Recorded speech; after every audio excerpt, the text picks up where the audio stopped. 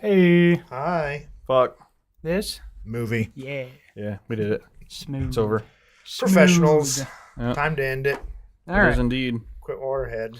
So, welcome to Fuck This Movie. We're going to get right into it. To my right, he's too old to be cool. That's John me. Brown. I'm very old and not cool. He's too young to be cool or self-aware. Bree Sandweiler. Where am I? Yeah, exactly. Is this America? I am somehow the right age and also cool. Dustin Holler. And we're going to just get right into it, guys. We got a double feature to talk about today. So we're going to start off with the other things that you guys have been watching. Reese, why don't you start us off? Watched some doozies this time round. Ooh, I haven't seen that one. Yeah. Some doozies. I talked about the French Connection. Yeah. Okay. Yeah, So Civil talk War. about that. Civil War. I did not talk about yet. I loved it. I really, really liked the new Civil War movie. Got to see it in theaters. You did end up getting to see it, right? Yeah, I've seen it. Alex Garland is a G. Yeah, I unfortunately had to miss it myself, but the family got to go see it, so I'm familiar enough. Nice. Of all the things that I've seen that he's done, it's the worst thing. Like, literally, it's the worst thing I've seen that he's done, and I loved it. I thought it was great. So Right. I just think all of his stuff is good, I guess. I personally think Men was a bit more disappointing. Haven't seen that one. Yeah, But I want to rewatch that I one saw also. the preview of that one, and I was unsure what it was supposed to be and Yeah. where it was going, and The trailer was just like, is one Mike's muted or is that no? That's something else. yeah, We're good. No, we're good. Sorry. The trailers made it look just so mysterious and vague and creepy that it's like hard. You kind of just put your own Right. face on the movie, and then so it was like Yeah, I kind of everyone was kind of expecting one thing or another. Yeah. That's Yeah. it. Kind of weirded me out about it because I could see some expectations that would be taken from The trailer. that trailer. Yeah. But I knew that they probably weren't accurate, but I still didn't know. I don't know. I wanted to sit down and watch it sometime. But yeah, It is definitely a seemed like really it was- creepy and like well done horror movie as far as like aesthetics and Right. environment. Men. Men. Men. I didn't know it was a horror movie. Okay, Yeah. It's like the only thing in his filmography that I haven't seen now. It's like the only thing he's made that isn't a sci-fi movie. Also, it's just a horror movie. But just thought it was a bit disappointing. But I could definitely probably appreciate it a bit more on rewatch. Yeah. But Civil War, I loved Civil War, and I was just blown away the entire time by how good the movie looks. Right. And sounds. on a $50 million budget. Right. Like, and this movie is doing really well. I'm glad it's doing really well. It's been like number one at the box office the last 2 weeks, which is, I feel like, just unheard of for not only a $50 million movie, but even for an A24 movie, that's pretty unheard of. But definitely worth the time, and definitely worth it to see it in theaters like usual, but especially. It was playing in IMAX. I feel like your head would literally explode if you saw this movie in IMAX. Right, The sound. Yeah, the sound is incredible. The gunshots are like the most on point gunshots I've ever heard in a film before. Like, if you are a veteran and suffer from PTSD, do not go see this movie. It will sure. I do not have PTSD, but I might now after watching Civil War. It's a PCWSD, post Civil War stress disorder. Yeah. Back then, it was just called shell shock. I also got to go see Monkey Man in theaters, which is now out of theaters, but super good. Really? It was Super way cool. better than I was expecting. Nice. Yeah.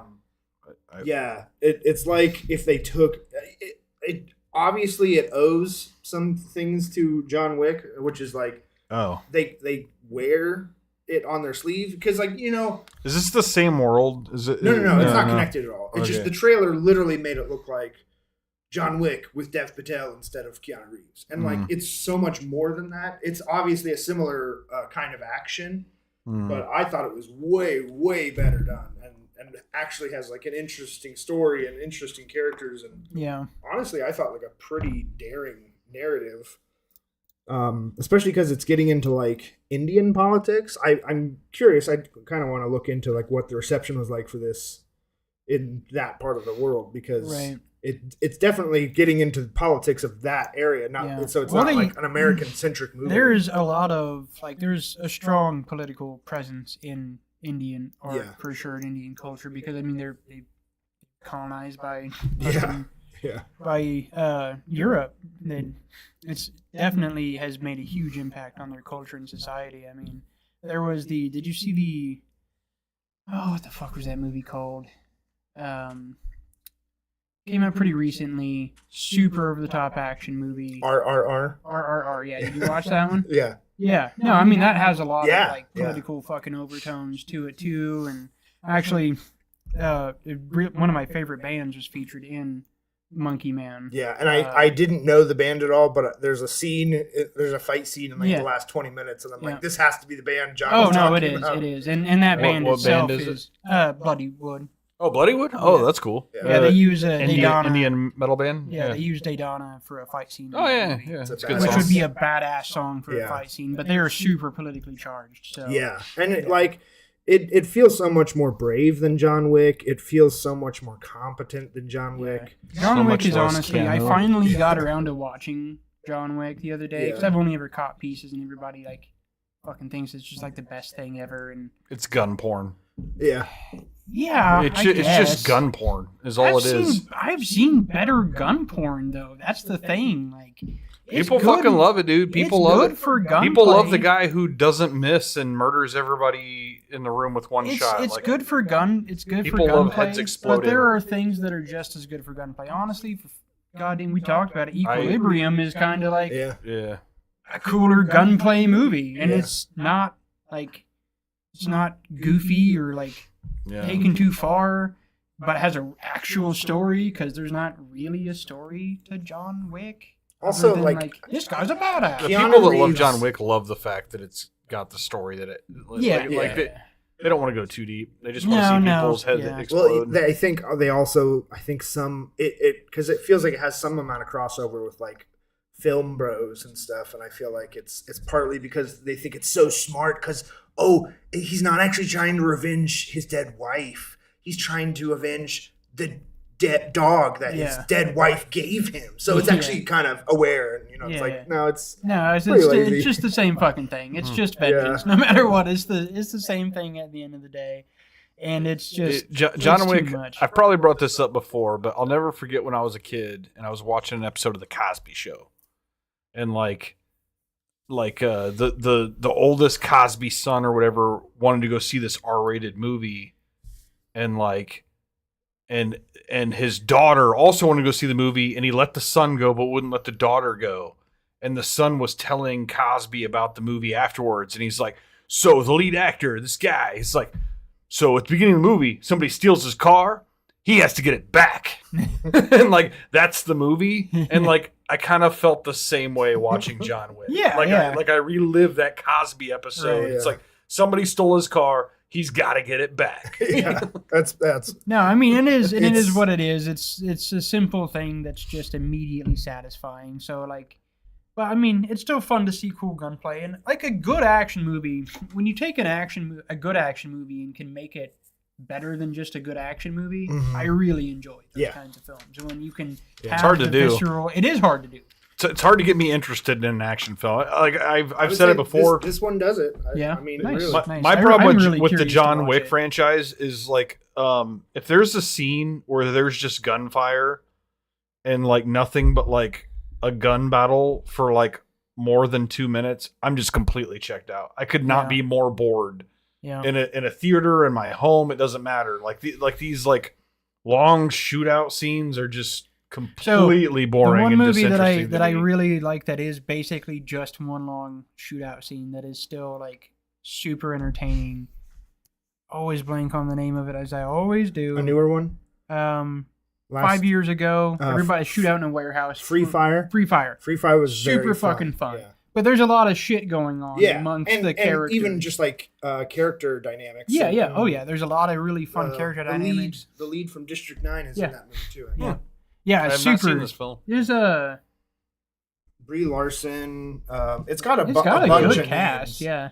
No, that's probably, if you ever want to try to watch it, like a little bit different of a shootout movie, it's super fun. Super fun. It's real quippy dialogue, too. Yeah, super dialogue. It's directed by Ben Wheatley. He directed... I guess it's really just modern, like old westerns and stuff that have shootouts and gunfire are more interesting. Because these modern day shootout movies are like fucking terrible, man. Like now, like the John Wick style of action has become its own genre. Well, because every action movie is the thing is because they've inserted so much production into the action. I mean, it's not new. It's not new. Like even like Bruce Willis had like a. I think Last Man Standing was a Bruce Willis movie where it had like the scene where he walks into a room with like 50 guys and just like 2 guns just murders everybody before they shoot him. Is, and though, it's like, okay. The difference for me is these modern movies like John Wick put so much extra production in the shootouts, and it becomes like this is the same reason why I don't like one of the reasons I don't like Marvel movies is because the fight choreography is so clearly choreographed, and like. In John Wick, Keanu Reeves put a shit ton of work in to get. He actually taught himself gunplay. He did the work. I get it. It's really cool. But when you watch the movie, it's still really obviously fucking choreographed. I would say, and that's worked, where it lasts. It worked for one movie. If it was just John Wick, I'm like, no, it's cool. I get what they're going for. It's cool. Yeah. The fact that we've gotten 4 of them is like. Okay, guys. It's the reason why I love the fight choreography in all the fucking South Korean films that I see because that shit is always just looks real, so visceral, organic. Natural, organic, exactly. And that's half the problem. Time there's just people tripping or just real shit. Yeah, for sure. Even if they are a badass fighter, it's just more real. So. Yeah.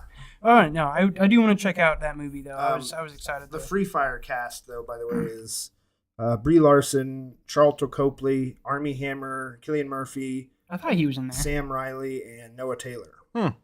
Yeah, that's a lot of dudes. It was super fun. It was a really cool movie. But so no, I thought Monkey Man had so much heart and felt similar to some modern. So I was thinking we're bad at names today. Black Klansman. Or a Spike Lee movie in general. And that not in general. You're not selling me. Specifically that one because there's a larger subplot in the movie of politics and stuff. They use a lot of riot footage, and they do what Spike Lee does a lot, where they use just real world footage. They did in Civil War too, right? But it's all obviously Indian. Conflicts and stuff they're showing. But I thought they very poignantly the main character Dev Patel the final showdown scene he's going into the big boss's building right. And he explicitly he goes in just hands right and knife he'll pick up a knife right. occasionally but the entire way up the tower he's not picking up any guns he's just going his fist and I felt that felt like such a kind of a jab at movies like John Wick. No, there's definitely felt like a call to action or something. Yeah, there's a huge presence in their culture of wanting Western culture out. Yeah, because they've been defined and fucking used and oppressed by Western culture for a long fucking time. Yeah. I think it's already available to buy on digital, but it's $20. Highly recommend though. Yeah, I'm gonna check that out as soon as I can. Analyze This. I'm so often just looking for any kind of comedy to just put on. I feel like that's a common thread for everybody, just because good comedies are the supply and demand of comedies is rough because people can just binge comedies. Yeah. It's they're great background, and so if there's a great comedy, you've probably already seen it. Yeah. And so I think that's just always a thing. It's every time that Molly and I sit down to watch a movie and we want to watch something new, and it's let's watch a comedy. It's well, if we want to watch something new and we're probably not watching a comedy or a good movie. Yeah, we're going to watch a bad movie. You know? Analyze This, I thought was fine. Very 90s. It had what's his name from. It had Billy Crystal and well, it has Robert De Niro, Niro. but it has the other guy from Bronx Tale. Oh, Chaz Palminteri? Yeah, he's in it too, and he's playing like the exact same character. I think his name might even be Lenny or something. I don't remember. Lenny? I mean, Sonny? Sonny. I think his character's name is literally Sonny in this movie. I think his name is Sonny in like every movie. Yeah. It's a contract thing. There's a lot of Sonnies out there. It was fine. I'll probably watch the sequel soon. Comic book villains. Have you guys ever seen that one? Yeah. From 2002. Mm-hmm. It's a movie? Yeah. It's a live action movie. It's about like a couple rival comic book shop owners. It's got people in it you'd recognize. It's very much a knockoff of Clerks. Mystery. Oh, okay. I was going to say Mystery Men, but yeah. No. No, yeah. It's like set in a real world. It's not any kind of action or anything.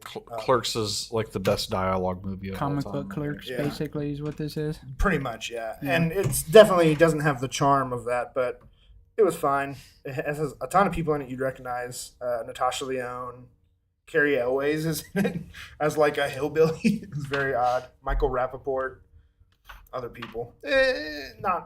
Skip that one. Yeah. And then this last Saturday was a very influential holiday for me. Yeah. I got some friends together and watched some appropriate movies and partook of some things. So we watched. Would that be 420? 420. Is that what we're talking about? What we're alluding to. We were going to go see a movie, but I got high. But then I got high. That's how that night went. So we watched Bones, the Snoop Dogg horror movie. From Oh, okay. 2011. I thought you were going to say the series with we watched the entire series of Bones. the chick with the like I don't even know what that show's about. Like some chick whose name is Bones, but she studies bones also. Yeah, it's just another weird idea procedural for a crime show. drama movie. It was really fun, but definitely like did not take advantage. It felt basically like Was Snoop Dogg good in it? he was the best part in it. Oh, I mean, he was exactly Snoop Dogg, I'm sure. Yeah, he was pretty literally much just Snoop always Dogg. exactly Snoop Dogg.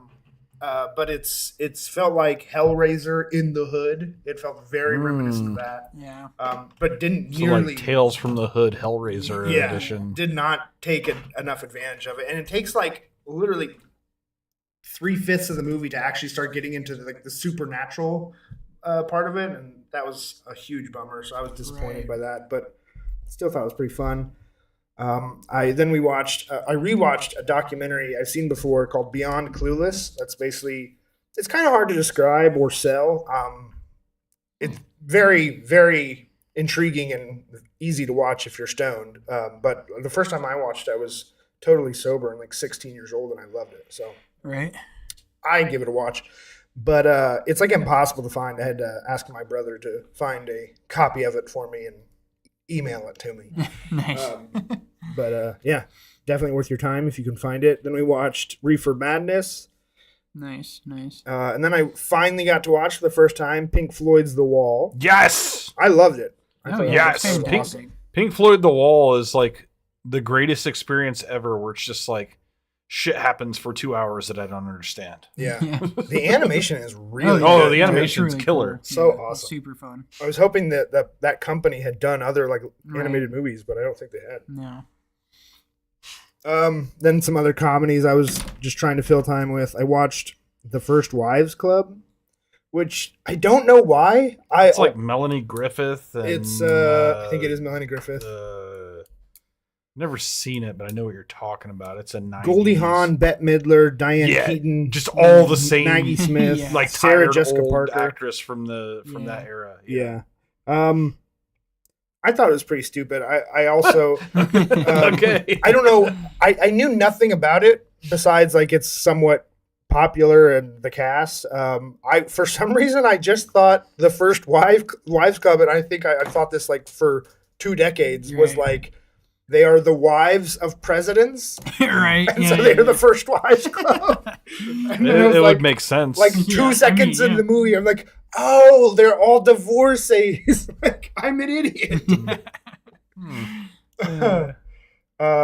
Yeah, not worth my time. And then I watched a newer Amazon comedy with Zac Efron and the Invisible Guy, Ricky Stenicki.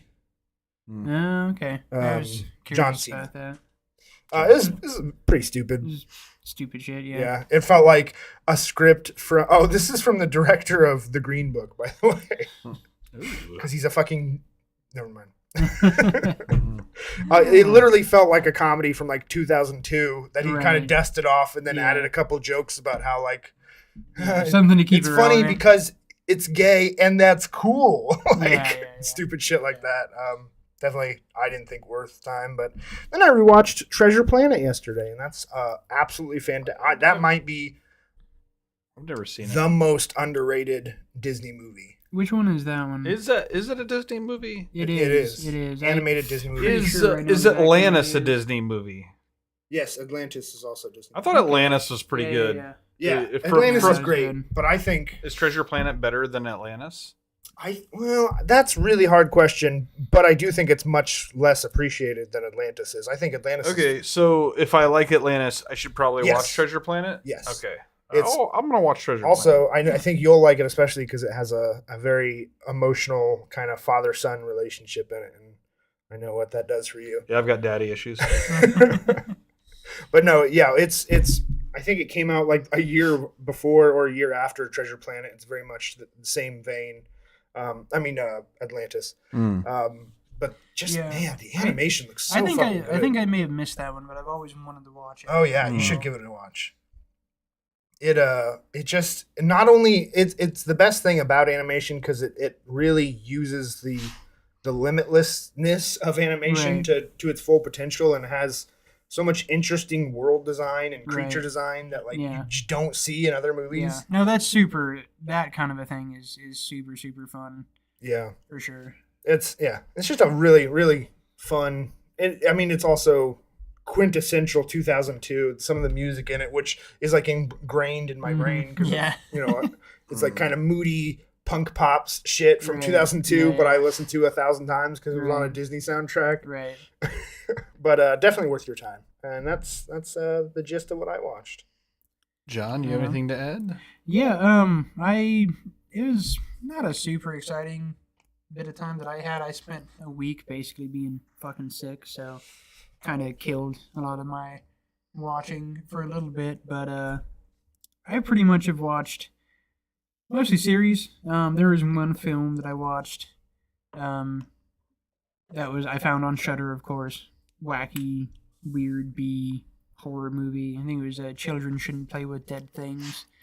Basically like a little theater troupe going on to some island and like digging up a corpse and trying to invoke like satanic magic and fucking things go wrong. As you do. As you do. That actually sounds familiar.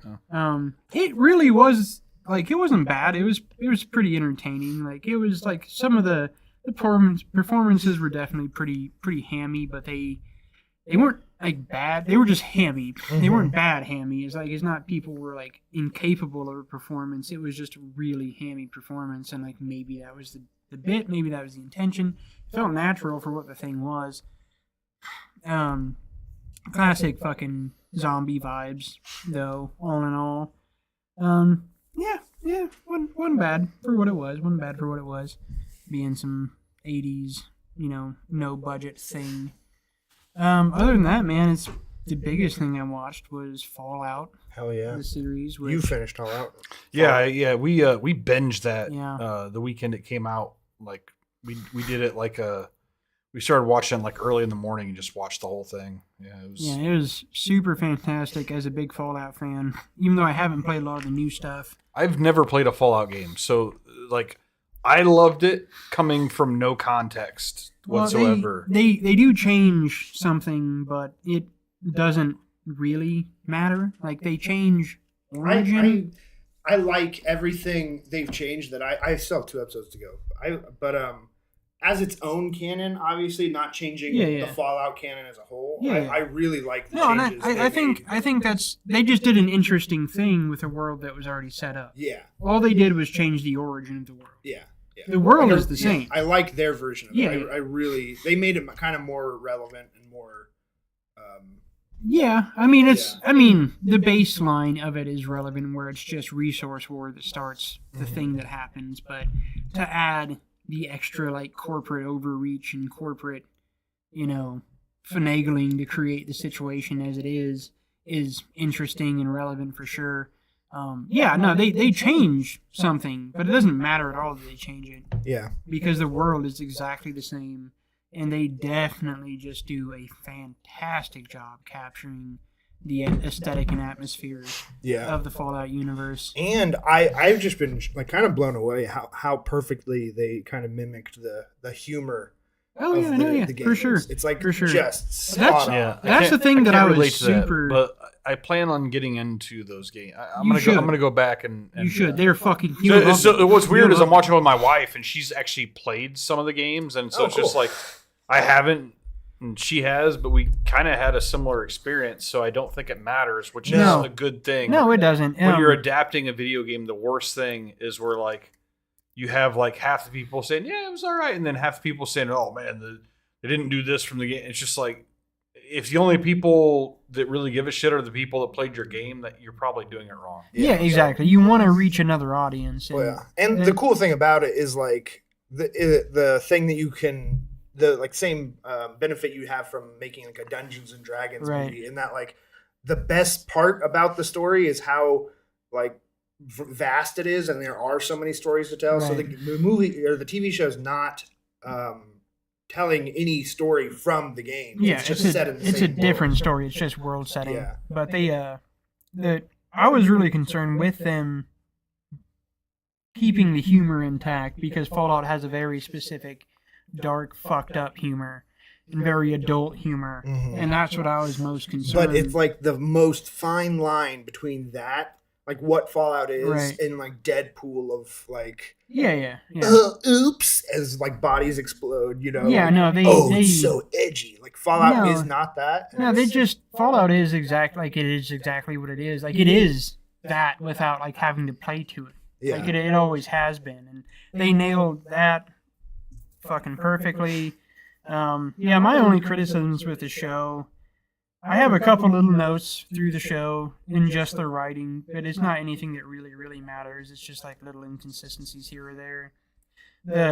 When she comes out of the store after the ghoul like sells her, and she comes out, and it's like finally the transformative moment where she's like fucking, her whole get-up's different. She's transformed. She's ready to take on the wasteland. She knows what the world is now. She just about got her organs harvested. I was like, that moment, I'm like, oh, fucking thank God. That robot was awesome. No, he is. So good. It's like, okay, cool. Finally, this won't hurt a bit. You can stop being naive now. Like, you've done everything, and now you've, like, changed your get-up, and, like, you're a badass, and you, like, punk out the ghoul and call him out for his shit.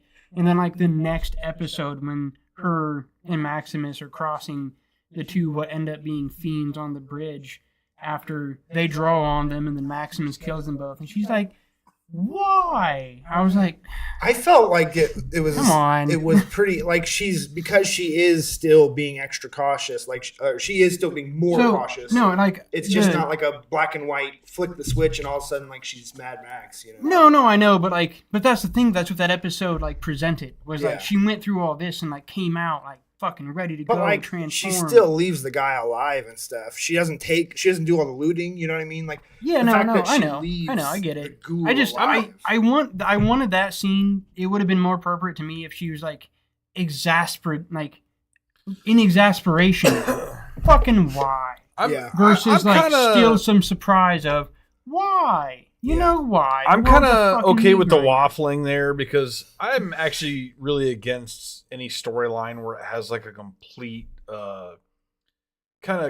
turn for a character, right? Like because that's just so unnatural. Like I agree. The biggest example for me is Return of the Jedi, where it's like the first time you see Luke Skywalker in Return of the Jedi, it's just like, oh, he's like a hard ass now. Yeah. And it's just like it just didn't fit because like where did that come from? Like there wasn't like a huge time gap between the two and movies. I don't disagree with that, and I wouldn't want a complete 180. I wanted the surprise to be gone. Like she can still have like issues and bitch about it, but like the surprise element is what annoyed me when her surprise starts turning more to exhaustion. That's really funny. That's what I thought that scene should have been. Was I was ready for exhaustion versus surprise, but that scene was still like surprise, and I'm like, you just did all this shit.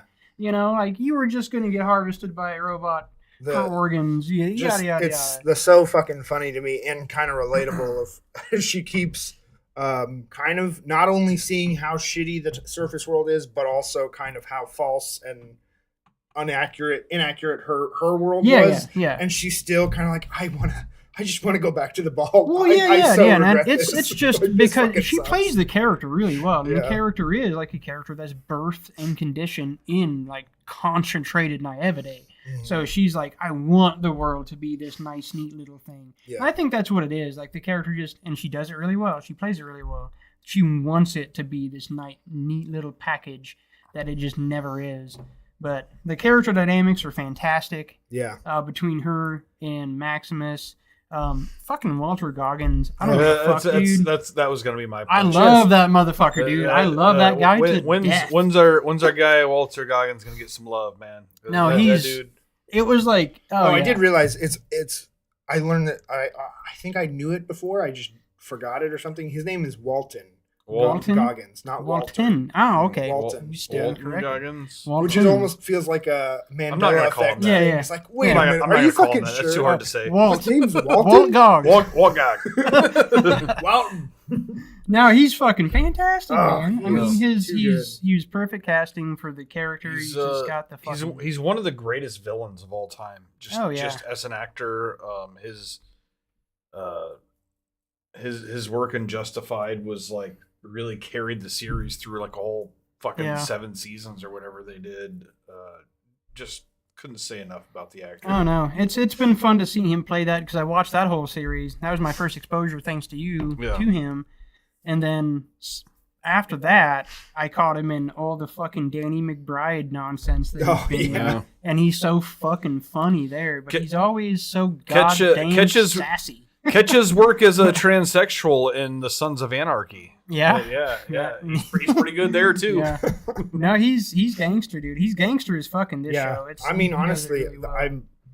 His comedy shit is kind of the stuff I'm even more impressed by. But like, he's good in everything. It was nice to see him get this kind of a role too, because it's a lot different than what he's done before. The only other thing that I have to say from watching the series is just like, I wish they. I just saw something pop up on Facebook about somewhere it being teased, but how the fuck did this broad survive 200 years? Because they don't address it in this season. Walton? No. The what looks like a villain, Moldaver. Moldaver looks like a villain, then she's not a villain.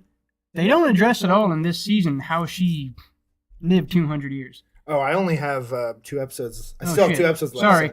I'm assuming it's going to be revealed that like it's his daughter or something. No, it's not that. Okay, well then I can't. I'm sorry. I didn't realize. I can't really. Well, we will address that at a different theories time. On it then until I watch. What else you got, John Brown? Other than that, I finally, since I got Amazon for the sake of Fallout, which I'm happy to have Amazon Prime because there's a lot of stuff on there I wanted to watch.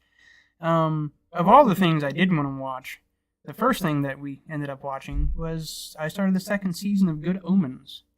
Oh, I haven't got around to that. It's really fucking cool. And as a person that is, like, it deals with an angel and a demon, so it's all religious mythos. Yeah. But the entire fucking thing is just, like, picking apart Christianity. Yeah.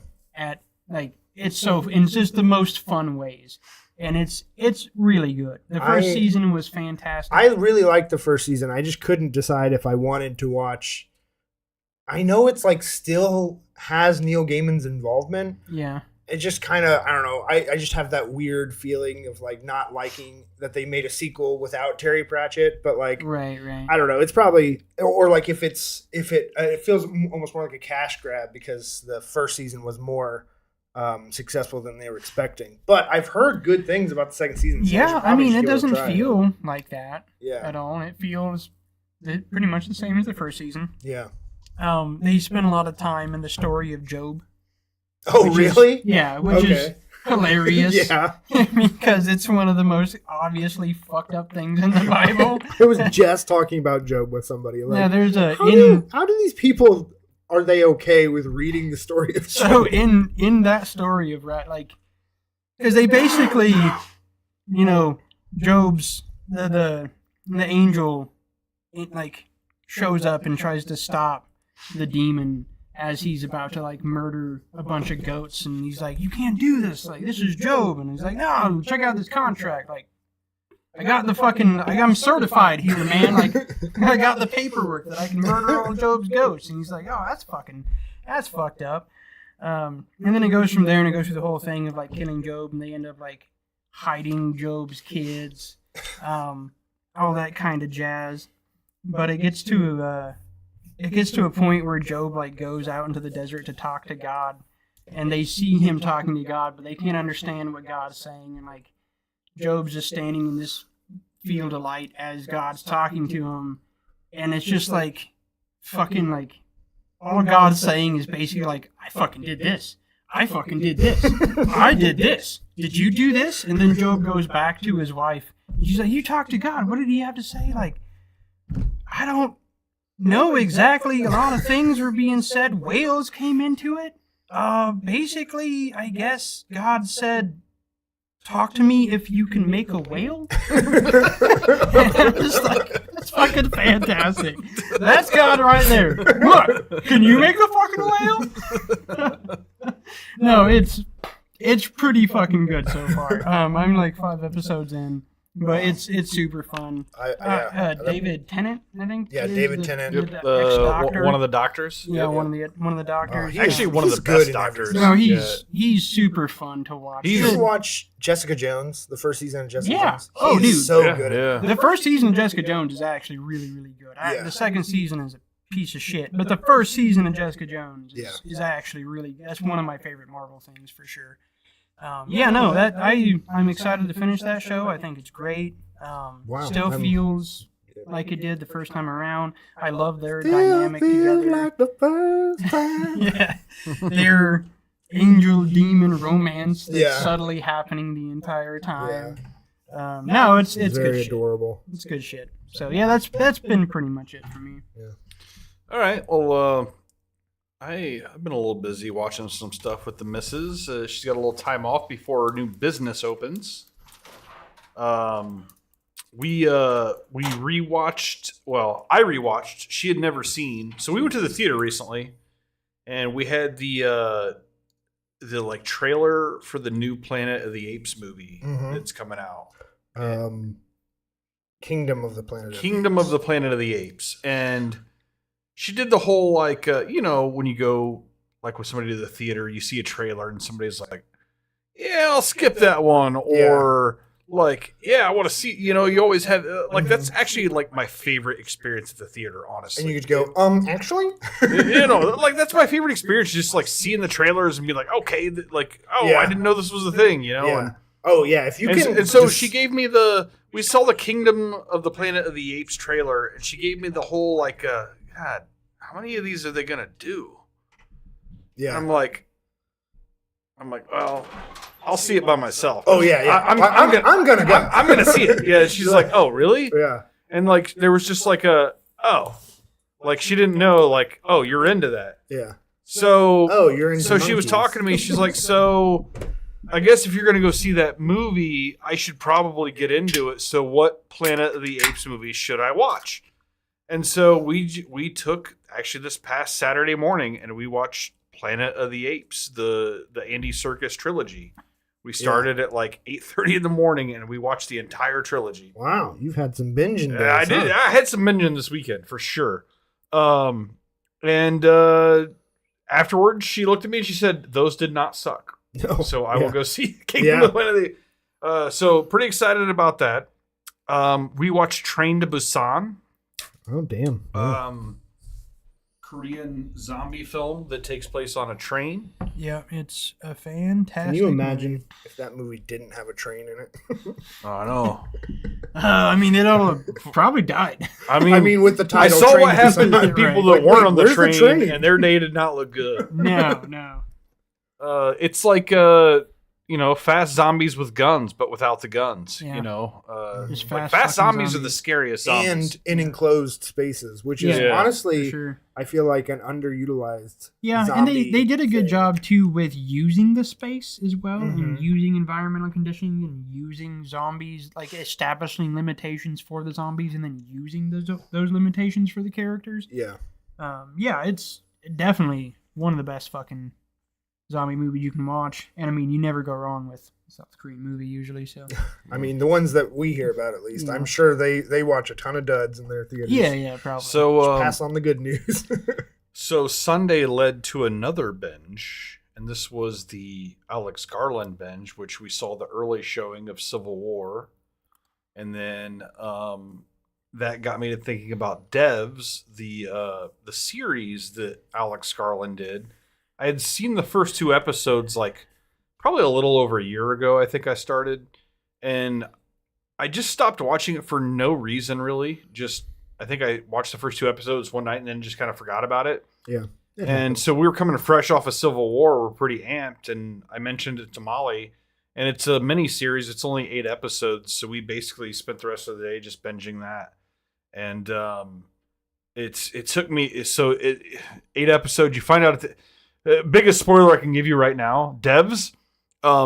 Once you've watched the 8th episode, you learn that it's actually called Dues. That's the like spoiler alert. That's the big twist. The name of the series is Dues, not Devs. Dudes? Yeah, it's an inside joke that you have to watch 8 episodes to understand. But anyway, really good series. Has basically the exact same cast as Civil War, minus like probably the 2 highest paid people. But I mean, like it's a lot of Alex Garland regulars, you know, like the car in the beginning. If you take away the lead actress, everyone else in that car is in Devs. Yeah. So a lot of the same people, and you can tell Alex Garland just has a thing for like AI tech, like science fiction, like that's totally his wheelhouse. This series Honestly, is probably, I mean, with 8 episodes, it's obviously the deepest he can go on that whole deal. Really good series. Highly recommend. It's been out for a while. It's like 8 episodes is going to be the shortest like mini series watch you can do. Really good. Yeah. Damn. I'm gonna have to rewatch that, or not rewatch it. I only watched also the first 2. I only watched. I think I watched like an episode. Yeah, and just fell off. But yeah, it goes so. Yeah, because I fell off after 2 episodes, and it's not that the 2 episodes were bad; it just didn't like grab me. But it definitely goes deep. A lot of the main actors are kind of unknowns, which can kind of be off-putting, I guess, if you don't know what you're into. But it's a good deal. And then the last thing I wanted to mention was I got to see the finale of the Shogun miniseries. Man, this is it's just one of the best things I've ever seen altogether. It makes me want to go back and watch, so it's based off of a book, which they did a mini series in 1980, also by the same name, Shogun. Mm-hmm. And I didn't even know that mini series was starring Toshiro Mifune, who is like the great, like he's the dude in Seven Samurai. Yeah. Like he's been in basically all the Kurosawa Yeah. movies. Okay, nice. Oh yeah, that dude. Yeah. Oh, fucking yeah. So yeah. apparently, Kikuchio, yeah. apparently he's the main dude in Really? in the 80s Shogun. No, that makes me want to watch that. I love that fucking character from Seven Samurai. I love that guy. But I'm telling you, this new Shogun series is absolutely phenomenal. It's basically flawless. Every actor gives the right amount. Right. The story's so good. I'm gonna give. This isn't really a spoiler, but I've always been intrigued by the Japanese, like the way that they think about death compared to other cultures. Right. And so like there's a scene in the final episode where one of the main lord, like the guy that everyone's fighting for, like the main lord, basically he finds out that he has somebody who's betrayed him and his like close brethren, and calls him out and basically is like, yeah, I found out that it was you that betrayed me. And the guy's like, yeah, it was me. And he's like, all right, well, you are going to commit seppuku by the end of the day. Like, basically, you're going to murder yourself by the end of the day. And immediately this guy's just like, yeah, that's like such a bad way to die. You know, and it's just like, it's this, it's just this Japanese thing of just like having a good death. You hear that all the time. Like, that is a good death. And like, he's just like, you will commit seppuku by the end of the day. And he's just like, that's such a bad death. And he's just like, may I suggest instead that I could be eaten by a school of angry fish? Like, I just lost my shit.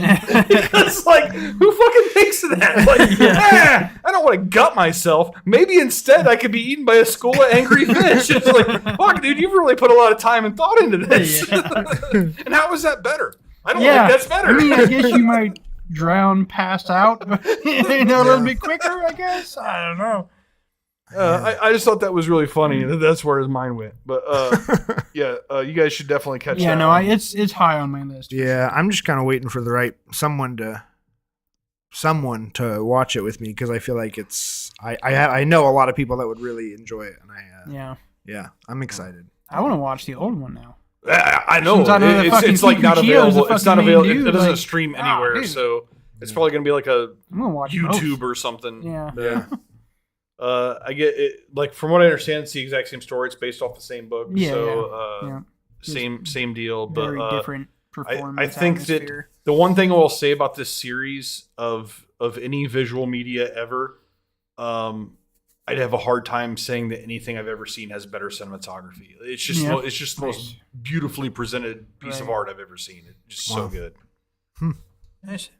And that's it for me. Just watching. Sweet. So speaking of, just real quick, speaking of Shudder earlier, John, I saw that. Late Night with the Devil is supposedly now streaming on Shudder. Yeah, so I haven't seen it yet. My older son was watching that the other night. Yeah, I will most likely be watching that before the next episode. I'm very excited. I need to check that out. All right, so this brings us to today's features, which it is again a double feature.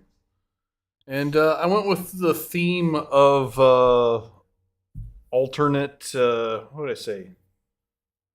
Alternate selections or some shit like that. Alternate double features. Alternate double features. So basically I chose Barry Gordy's The Last Dragon as an alternate double feature to pair with the previous Big Trouble in Little China. Yeah. That John originally paired with, what'd you show?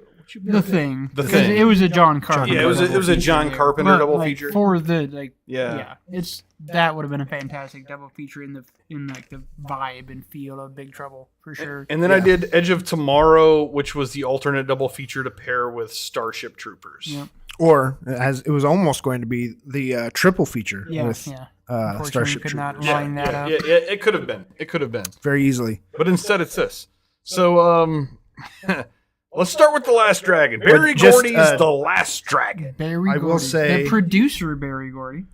Off at the start, shockingly, Last Dragon is not streaming anywhere. It's available to buy in all the normal places. And Edge of Tomorrow is surprisingly only streaming on Apple TV Plus and available to buy everywhere. But both very worth your time. And All right, so The Last Dragon, produced by Barry Gordy's Motown Records, which supplied the digital soundtrack and is the driving force behind the many music and many music video scenes that tend to take place music throughout the video movie. scene followed by a live musical scene. Yeah. Very simply put, I said it before we watched it. I think this is the most 80s movie of all time. It's one of them for sure. It's definitely up one there. of them. The main character is a dude named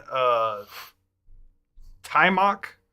Yeah, I'm still really curious who the fuck that Well, the is. actor. So the two leads, it's a lead actor named Timok and a lead actress named Vanity.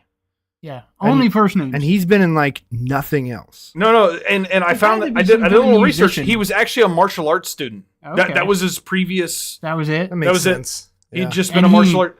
How do you get I don't know. It's such a weird thing. So to be Vanity. like, I'm Timac. Yeah. Like, how do you not have a last name, motherfucker? So Vanity was a pop artist I would have to assume. discovered by Prince. Discovered by Prince. Yep, That makes sense. that's it. That's all Okay. she it. was. So that's a pop artist makes sense to have Yeah. a name. I mean, we got you got fucking 50 Cent, you got fucking rappers that do the same thing, but Timac, just an obscure martial artist. Yeah. How the fuck you just? Yeah. How are you just named Timac? Yeah, I think his name was Timac Jones, and then he was just like, I'm famous now. I'm going to drop fuck the that. Jones. And then Justin When was he famous, Timberlake though? said, "Drop the Jones, just Timac. It's And cleaner." then it also features, this movie also features Julius Carey as Shonuff, Show the enough. Shogun of Harlem. See, and that's where, oh man, that's who I thought what Timac was. His big ass. Yeah. No, his name is Julius. Yeah. No, see, yeah, I don't know. Timac, I feel like for an established artist, you have to be good. So, Right. like, I feel like he's a little unearned for his one name Yeah, title. exactly. You gotta have a history to be having one name. So yeah, like You- Julius Carney. You feel like a real piece of shit if you saw his birth certificate and it just said Timac. Oh shit! His He's mom an did that to him. No, I thought Julius Carey as Shonuff was like the standout performance in the Oh, movie. so Oh, much fun. So much fun. I laugh every time he's on screen. Dude, the introduction. Did I not mention this is a comedy? Yeah, no, it is a kung fu comedy. It is. There's so much like blatant, hinted, blatant yet blatant racism. Racism. Like Yeah. play with Yeah. racism So- in this movie. So, It's so the fun. so the basic of this story is your basic karate movie where it starts off with a training montage where Sensei is shooting arrows at student. no, yeah, dude. Yeah, And he's like catching the arrows as he's training. as he's training. yeah, as like training. punch in the bag and then boom, catch an arrow out He's of not nowhere. like stopping his training and then like try to Yeah. stop an arrow. It's during the training. Yeah, and then that training session ends with the sensei basically being like, you have reached the last level, and basically, I have nothing more to teach you. Anything else that you can learn can only be found within yourself. Go on this journey. I love the interaction too because the dude's like, but no, I have to be. I have to have more, and like the sensei just like, no, dude, like get the fuck out of here. Like, I'm going on vacation. yeah, I'm out, motherfucker. Like, no, you really need to leave. I'm done. And this, it's pretty obvious that what he's trying to tell him is that like you are your own master now. But it takes a whole movie for him to find this out by Yeah. himself. Now, what's great about the dude too is that like once you get to the point where he is, you get to see more of the character outside of him being the karate master that he is.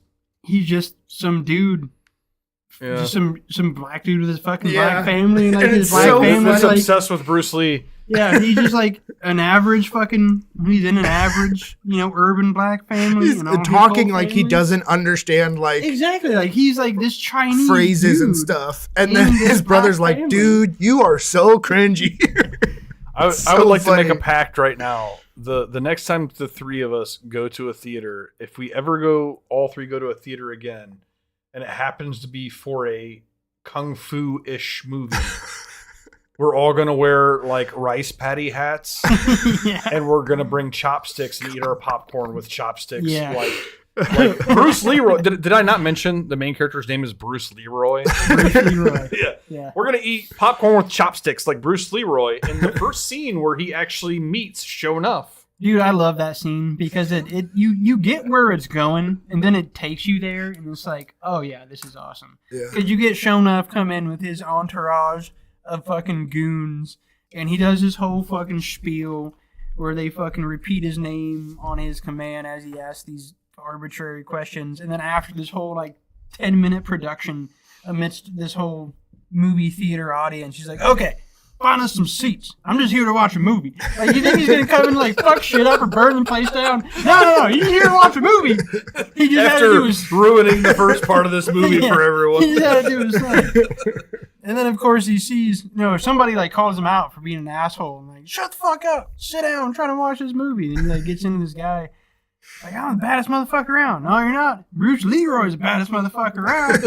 He's got to go down and confront Bruce Leroy. And this is like, this character is kind of funny. He's like the most unassuming character of all time. Well, he's unassuming, but he's like, there's a few moments where he's kind of an asshole. Because like, this dude confronts him in the middle of this movie theater, wanting to beat his ass. And like, he's just like, no. He just ignores this guy, ignores this challenge. He's so into Bruce Lee. Which is like commendable because he's like this karate master, like, oh, okay, he's going to ignore this challenge from this guy and avoid violence. But then the dude starts fucking beating the shit out of people in the audience, and it's like, are you going to do anything? Yeah. Karate no, master? he doesn't even know what's going on. He's watching the Bruce Lee, like he's so infatuated with Bruce Lee. Well, and you see it in his fighting style too, because he makes the sounds. He makes the Bruce Lee sounds. Yeah, the sounds crack me up. But that scene cracked me up. That's like the best part of the movie. It was all weird. The shit pops off and he just leaves. Yeah, it's weird because like. I mean, not, in that scene, I got the idea that like, oh, he's just trying to be honorable and like, he's not going to fight for fighting's sake. Yeah. And then he, like, the very next scene gets into a fight to defend the girl. Oh, yeah, no. Well, that's all of his fighting. Yeah, and so then he's like, oh, okay, so he'll fight in defense of something. And then terrible with women, though, when it comes to the like guy, talking. The Shonuff, just like, fucking destroys shit, and he just still doesn't fight him. Well, first he goes to his dojo and starts kicking the shit out of his students. Literally kids. Kids. And he's still just like, no, I'm not going to fight you. And then immediately like, oh, this broad's in trouble. Not only is he going to defend the broad, he's going to get in full ninja garb and go hunt a motherfucker down and beat some people up for the broad. And he does that, and the broad is just like, give me your dick. And he's like, I have no game. Well, that's obvious. I mean, he's a Chinese martial artist trapped in an urban black dude's body, so he's obviously very confused. He doesn't even know what he's doing. No, the movie is just a load of fucking fun. I think Grease hit it out of the park, though. The highlight for this is Shonuff and the Shonuff character.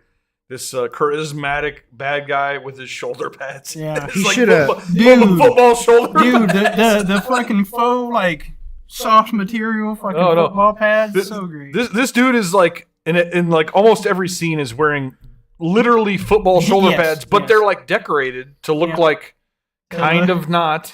To look like Asian shit. Yeah, so it's a great blending of cultures. But he has like no shirt or whatever. Like that's his top is the shoulder pads. Shonuff should have gotten a spinoff. I think he should have been the star of a sequel. This dude as a villain too is so often you see villains that send their cronies to do the bidding. No. He's the guy doing the ass beating. He's just got a hype crew. Yeah. That's it. Like, his cronies are just there to be like, yeah, Shonuff, motherfucker. But he's the one beating ass.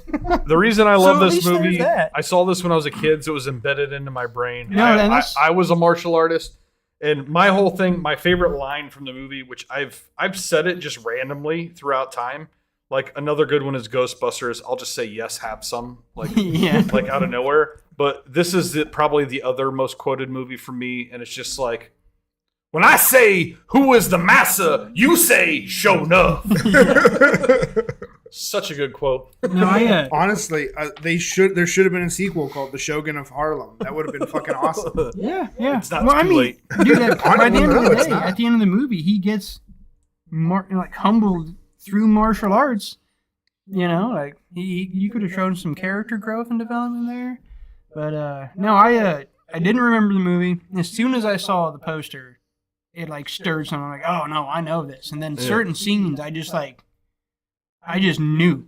I knew as soon as they were happening. Like, oh yeah, Yeah, I saw this fucking movie. I know this fucking Once you got to the who was the massa scene, like you were like, oh, I know this now. Several scenes just like the bad guy. So one of the Shonuff isn't really the bad guy. He's just there. He's like there are two bad guys. Yeah. So I actually, if I'm gonna bitch about this movie, like critically, which this movie is so ridiculous, it's kind of hard to like put criticisms on it because it wasn't trying to be fancy. You know? No, it's just a fun fucking movie. But like, I could have done without the whole gangster, like the tired gangster with his like his woman that he's trying to get a record deal or whatever. Like like that whole deal. Now there was the one scene where he was interviewing henchmen that all had like their own special ability.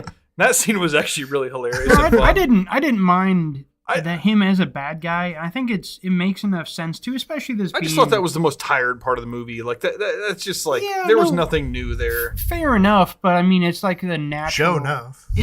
Show enough. It's a natural part of the movie. Show enough, because who else is gonna be the bad guy other than some fucking white ass gangster dude that's trying to manipulate a bunch of people? Like that is the bad guy to.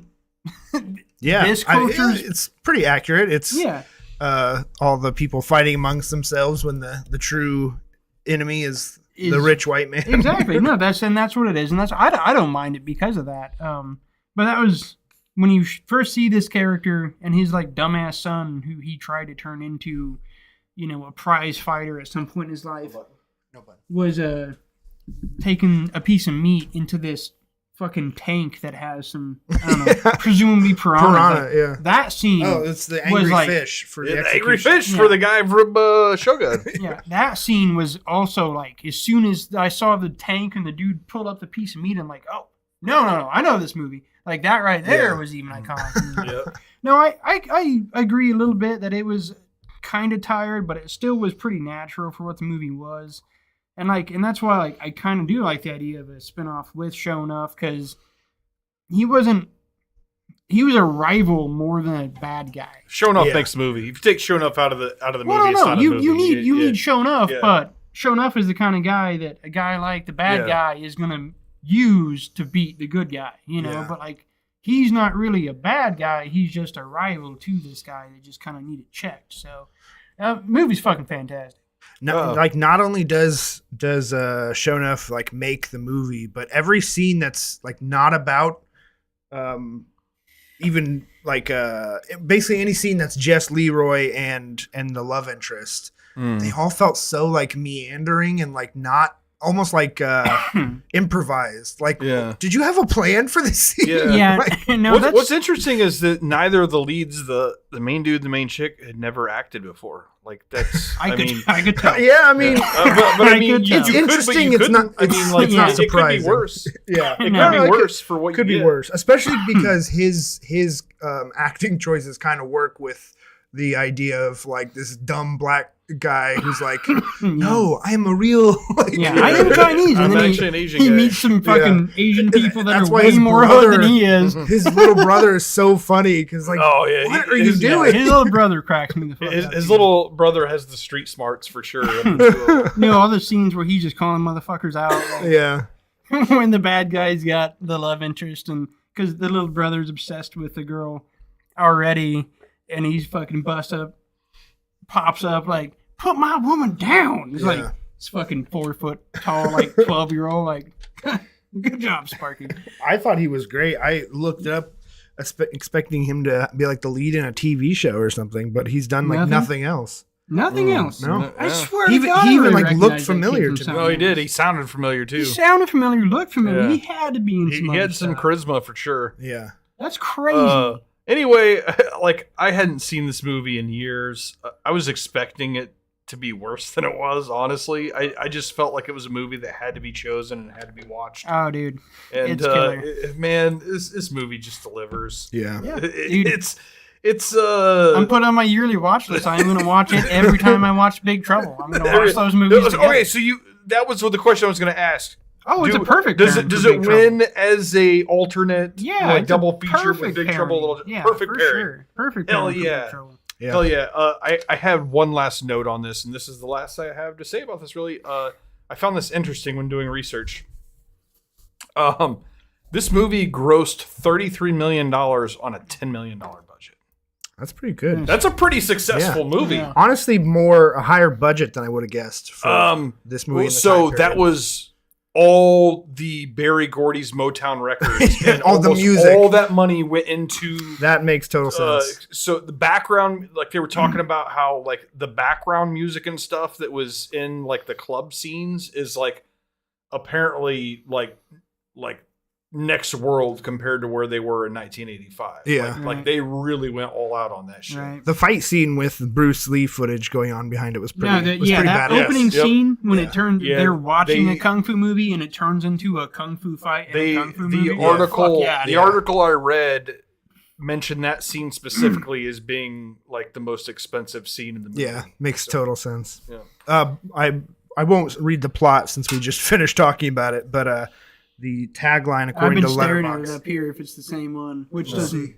The last This of one his is kind. his family thinks he's crazy. His enemies think he's no challenge, but she knows he's the last dragon. Oh. That's better than this other one. The one that we got pulled up here is the last of his kind, the best of the best. The last of his kind. How is he the last of his kind?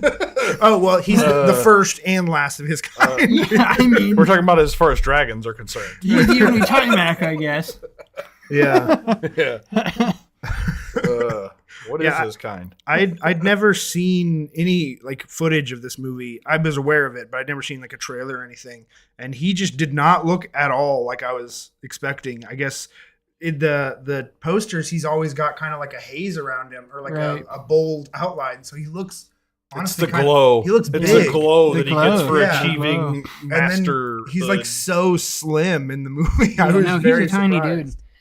Now the first fight scene, the noises, man, they were fucking me up. Well, it's not the walls, it's the fucking like little like quippy ones. Where like after he kicks it in the face, like ooh, you know, like those are the ones that It's fuck Bruce me Lee up, shit. dude. It's literally Bruce Lee yeah, shit. yeah, Yeah. exactly. He's just talking to motherfuckers in ooze, like I'm whooping your ass.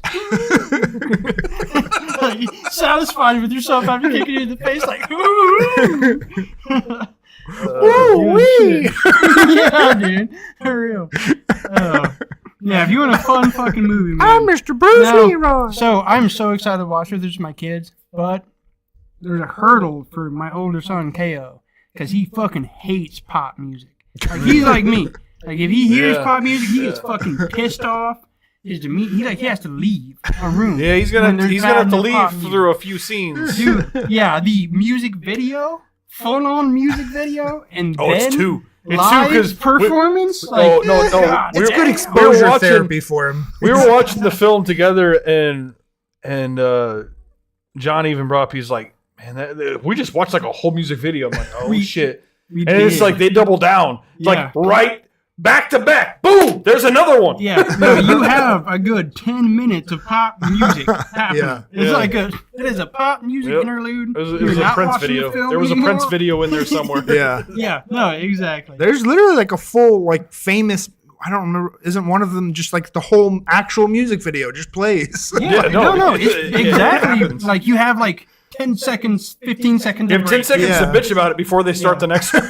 No, and in that you get a fun little like super early. It's not cameo at this point, but John H. Macy. Oh yeah, William H. Macy shows William up. H. Macy, Yeah. he fucking That pops was- in here for the music video, and he's That was exactly so him. weird. I was like expecting him to be in the rest of the movie, Yeah, and then he was no, in literally he's that there. one shot. Just one little scene. Yeah, he's not even popular, like famous enough to have No, a cameo at that Nothing. point. Nothing. Hadn't He's even just done this Fargo dude yet. that's just there. There's one scene. in He's this so movie. fucking good in Fargo. Yeah. Should I? Have you Dude, guys Fargo. have watched Shameless? Yeah, Yeah, yeah. Oh yeah. is that worth watching? Because Um, I am a big William it- H. Macy fan. Yes. It's just it's- wonderful. it's worth His watching. performance is wonderful. I would say and I didn't finish the series. I think it had 2 seasons to go. It's all good. Yeah, It's all it got a little weird because It gets to me the end after like towards the last couple of seasons. it when the main started- chick leaves. Yeah, it's just exhausting. Yeah. Like it gets kind of tired because it's like not Yeah. there's not a whole lot of momentum at that Yeah. point. Because But like my- while the show is all a bunch of like terrible bullshit and terrible people doing terrible things, there's like a good amount of momentum and up until like the 5th or 6th season, and then it like just the momentum stops. It's still entertaining. The performances are still fantastic, but it's just fucking shitty. It's shitty. Yeah. It's just everybody's shitty and everything's shitty. It's funny. My mom, who is well into her 60s, it was about a year ago. I had lunch with her, and she's just like, "Yeah, I haven't been getting a lot of sleep. I started watching this new show, and I'm obsessed with it." And I'm like, "Oh, what are you watching?" She's like, "Shameless."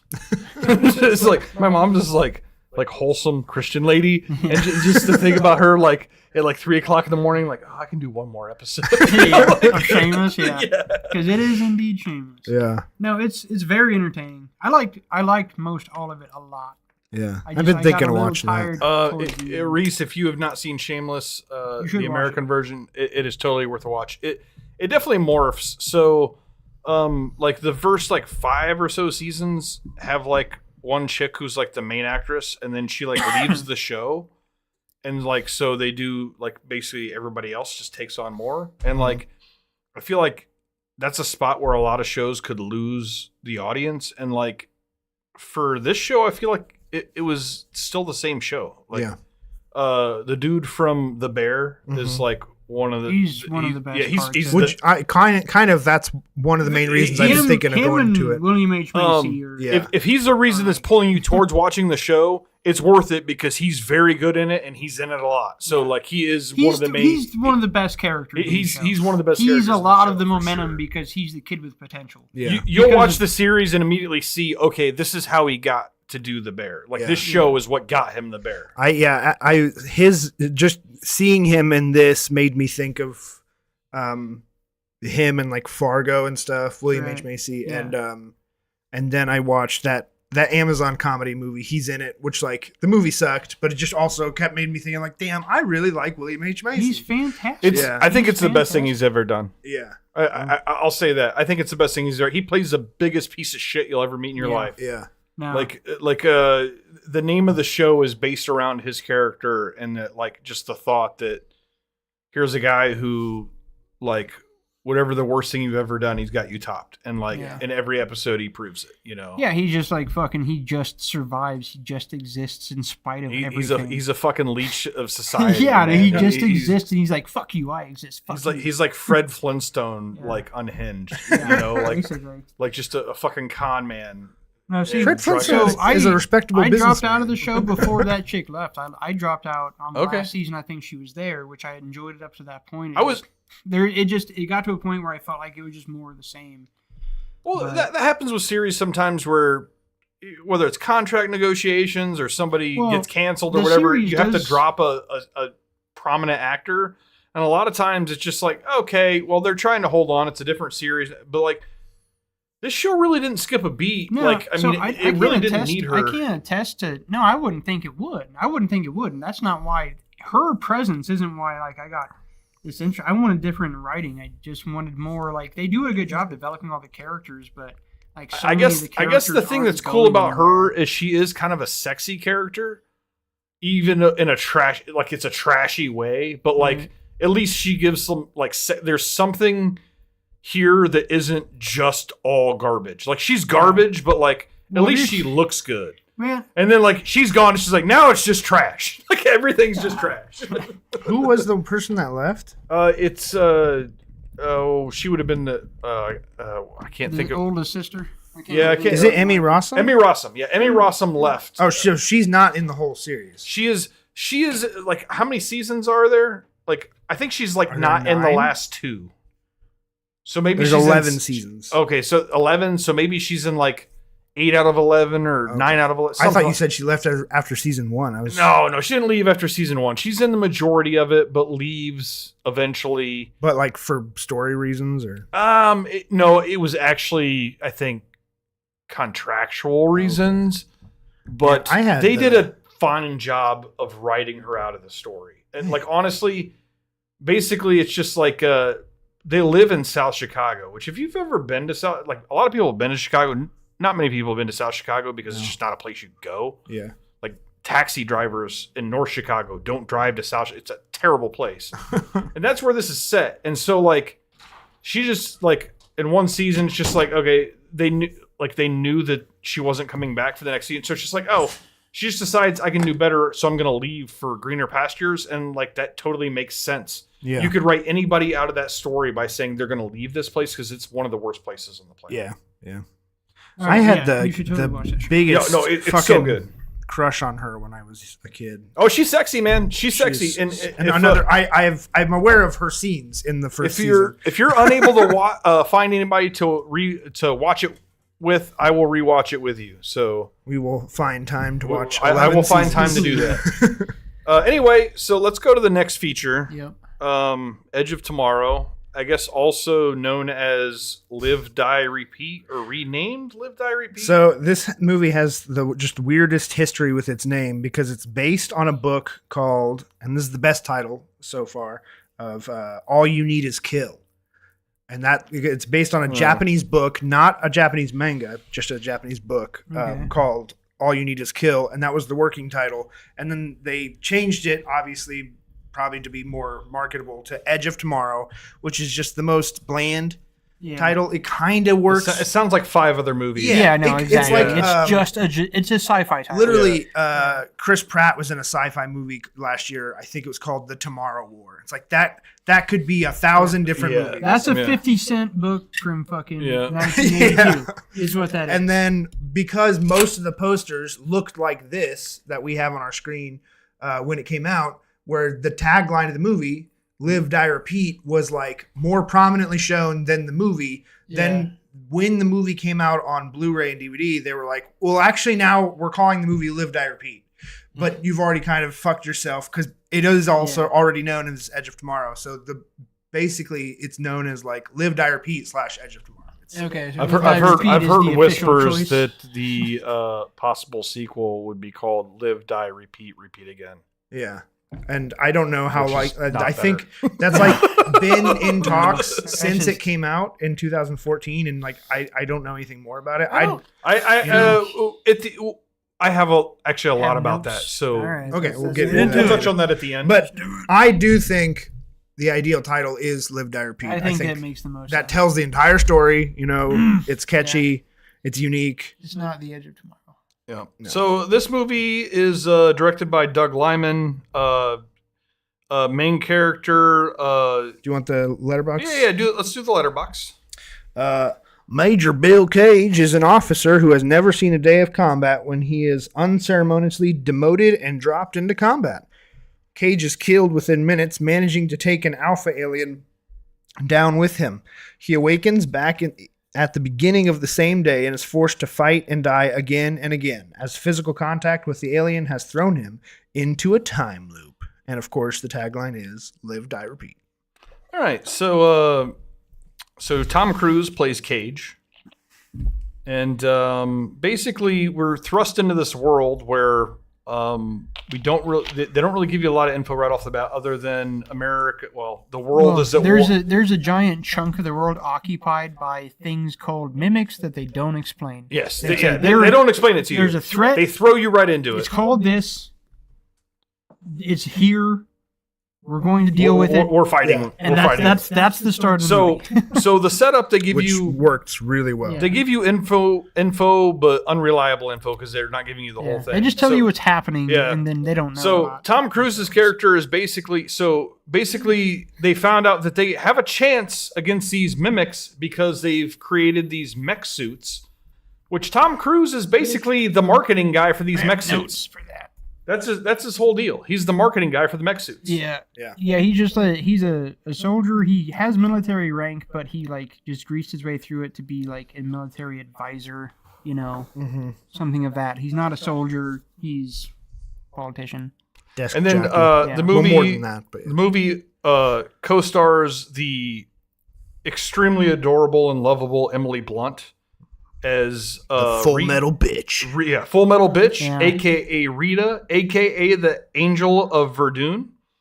And we find out that she's basically, like, you see her, like, plastered across billboards and shuttles. She's and a marketing campaign. You know what else? She is literally the be all you can be poster, because the only war that we actually, or the only battle we actually won against these mimics was this Battle of Verdun, where she was the hero and killed more mimics in one day than anybody had in history.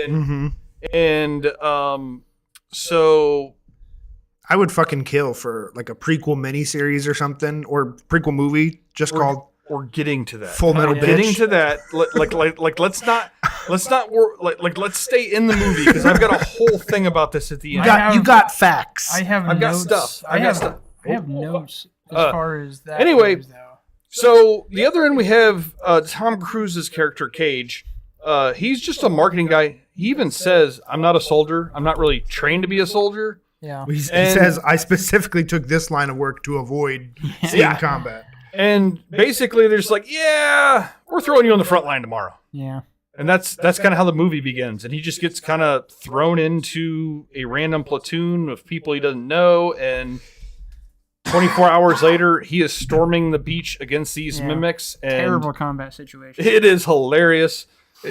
Because he doesn't know how to work anything in this mech suit that he's been promoting. It takes him the entire battle, First which 15 minutes. Which the funny thing is, by luck, he survives longer than almost everyone in his platoon, just by luck. It's not even the first day. Doesn't figure out how to actually do it himself to the second or third. It takes a few deaths to get to safety on. He accidentally turns it on right before he dies, because he shoots a alpha mimic right before he dies, and it gets some of his blood on him. Yeah. And we find out that this blood, he steals an ability to where he resets the day. So now we've got a groundhog situation to where he dies and ends up right back at the beginning of the morning that he wakes up on this base. And basically on the battlefield, and kind of the next day, meets up with the Angel of Verdun, Emily Blunt, and she's just okay, immediately recognizes what he's got going on. Immediately believes him. Yeah, and just when you wake up, come find me. And so then they start working together day by day, reliving the same moments over and over again. He has to get really good at explaining. He has to introduce himself to her every day and get to the gist of the conversation. It's crazy, the work that goes into what they do. And then you quickly find that Emily Blunt's character went through the same thing at Verdun, which is how she killed so many people, because she probably was just like him and died immediately on day one. Died a million times. But then got to relive the same day millions of times, and so knew exactly where to step and exactly where to. Probably for a longer period of time. Oh yeah, you would assume, and we might get to find out. Anyway, this is what it comes down to is just they took Groundhog Day and turned it into a sci-fi movie, and I think action movie. It's a sci-fi action movie, and it actually really kind of works. Yeah. Yeah, it was good. You're solid for sure. Yeah. Yes. Oh, sorry. Sorry. I'm looking at Emily Blunt's filmography. She's Emily Blunt, married to Jim from The Office. John. So she's British, very sexy. The thing with that's all you need to know. Oh, I'm very familiar with her. I've been a fan of hers for a long time. I'm just looking at it because I feel like you can see. I think one of the reasons, the obvious reason why Tom Cruise is the lead of this is because at the time, I don't think Emily Blunt could have sold this scale of a movie by herself. Yeah. And then I'm just looking at her trajectory from here, and it's I think she definitely could sell a movie by herself now. Oh yeah, I think she probably there's could. a direct path from this movie to I think that she's doing that Fall Guy movie with Ryan Gosling. I'm gonna go see that movie, and it's not because of Ryan Gosling. Yeah, I like Ryan Gosling, but I'm not going to see it because of him. Yeah. I've really liked her for a long time. I just feel like she's a super likable, adorable, just very, very likable person on screen. Yeah. Have you seen Sicario? Yes. She's very good. Fantastic. Yeah, Sicario. She's very good in that. The Sicario sequel is kind of meh. Yeah, skippable. Yeah, she wasn't More in it. like was less good. Skip all. That's how it goes. Skipario. Take the best part of your movie out, and the sequel's not as good. But anyway, I feel like this film has a fulfilling ending. Like honestly, yeah. You know, like I actually I love the, like John even mentioned it. Like I love the way they end it. Like the very last scene is perfect. Because like they go through all the steps, they actually beat the aliens, and it's just like, but he blows up the aliens at the end, so he gets some blood on him, so he actually resets the day, right as he kills them, and so he like wakes up in actually a different spot than he had before because he'd reset it. Like you find out that like it's all about your blood, and he like one of these days he got hurt but didn't get killed. Which, by the way, going back a minute, she murders him. Like you can, like you said, presumably a lot longer time. Yeah, and you can tell. You can presume a lot. You can presume. Yeah, you can presume just the way where she's just like so going. I was just like immediately. She's like, "Oh, okay, yeah. Well, we should start training then." And then like you got hurt immediately. Okay, boom, shoot you in the head. We'll start over tomorrow. Like she's just so cold about that type of stuff. You could tell that she's been through it from that aspect. Because she was going through it presumably for the first time, as far as she knew. So she's like doing all the research. She's finding the doctor. She's doing all this shit. Yeah. It probably took her. It's hard to know how long it may have thousands of days. Yeah. Because even then, she could have played. She literally could have been a million days. It could have been a million days. Yeah. Them being able to stand or interact against these things is completely unbelievable anyway. Like, as soon as you see the first interaction with these creatures, it's like... Yeah. It's like the Starship Troopers. Yeah. They just fucking die. And so... It's very much like the Starship Troopers initial attack where everybody just gets murdered. Yeah. But yeah, it's so unbelievable that you needed a preset notion to fucking go along with it, because it is so pretty naturally crazy. It is nice to avoid because it's understandable for a lot of movies, but sometimes it just gets a little boring. The scene of like, this thing's happening to me. No, it's not. They handle it pretty well in this movie. I think. It's nice because like he doesn't really have to convince anybody of it except for his squadron, and at that point he's got help, and then it goes real easy. Well, he's just commanding. Like, no, it's all pretty much just them interacting. They're in a unique position to be able to just interact and like to just know and follow through. But no, thinking of the scale of it, what it would take for them to repeat actions enough times to get to the results that you get to see, it's really hard to gauge the time frame. Yeah. Like, it really could have been fucking like it could be so many times. And I mean they show you hundreds. They do, but you can presume 1,000 more just, for the 100. Just where they show the same scene where it's just like they're doing the choreography to get across. He does the like battlefield. superhero landing, immediately gets smashed by something. Yeah. Superhero landing, push a guy out of the way, get smashed by something. Yeah, exactly. Yeah. Yeah, that was one of the kind of things I appreciated so much in this movie, is they really take advantage of something that like you can't do in 99% of movies, where it's the subtleties of him learning from each experience. Yeah. Where it's like, squash, immediately redo. Like it made it kind of feel like in some ways kind of one of the best depictions of a video game movie. The idea that we don't need to jump back 3 minutes to see again how he got there. It's like the last one or one of the last ones where like the guy comes around like for checks, like right before the takeoff, and he's like, I need 6 rounds of this, 8 explosive rounds, 2 extra of this, and an extra battery. Yeah. He's just like, these are the extra things I need to get me farther in what I've done. Yeah. And then like there's the one, he's like, you're not wearing a helmet. He's like, yeah, I don't need it. It's a distraction. Yeah.